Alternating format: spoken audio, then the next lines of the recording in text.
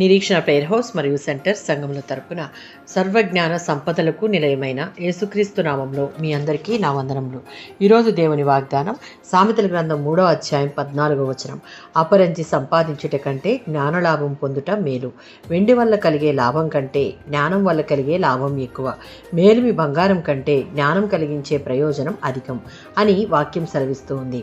సామెతల గ్రంథం 4వ అధ్యాయం 5-8 వచనాలలో జ్ఞానము మరియు బుద్ధి చాలా గొప్ప సంపాదనలని రచయిత ఇక్కడ తెలియజేస్తూ ఉన్నాడు. మీ సంపాదనలన్నిటినీ ఇచ్చి బుద్ధిని కొనుక్కోమని చెప్పుటలో అర్థం అన్నిటికంటే ముందుగా సంపాదించుకోవలసింది బుద్ధి అని అర్థం.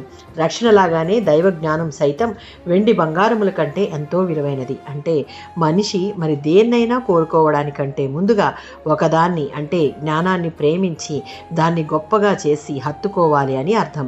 జీవితంలో దేన్నైనా వదులుకొని పొందుకోవలసింది జ్ఞానమని దాని అర్థం. జ్ఞానము ఉచితమే, అయితే సమస్తాన్ని మూల్యంగా వెచ్చిస్తేనే జ్ఞానాన్ని మనం పొందుకోగలం. సామెతల గ్రంథం 8వ అధ్యాయం 19వ వచనం. ఈ లోకంలో గొప్పవిగా చెప్పబడుతున్న మేలిమి బంగారం కంటే నాణ్యమైన వెండి కంటే దేవుడిచ్చే జ్ఞానం, ఆయన కృపతో మన ఎడల చేసే కార్యాలు గొప్పవి, అత్యంత విలువగలవి. సామెతల గ్రంథం 8వ అధ్యాయం 10-14 వచనాలలో దేవుని యందు భయభక్తులు కలిగి ఉండుటయే జ్ఞానమునకు మూలం. ఆయన యందు భయభక్తులు కలిగి ఉండడం వలన యేసుక్రీస్తు మనసు కలవారంగా ఉంటారు. కాబట్టి చెడుతనమును అసహించుకునేవారుగా ఉంటారు.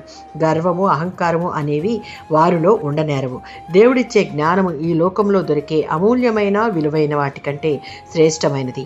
అది మన ఆధ్యాత్మిక జీవితానికి, ఈలోక జీవితానికి చాలా అవసరమైనది. ఇంత విలువైన అమూల్యమైన జ్ఞానం మనం పొందుకోవాలి అంటే దేవుని యందు భయభక్తులు కలిగి జీవిత పర్యంతం జీవించుటకు సిద్ధపడాలి. ఆమేన్.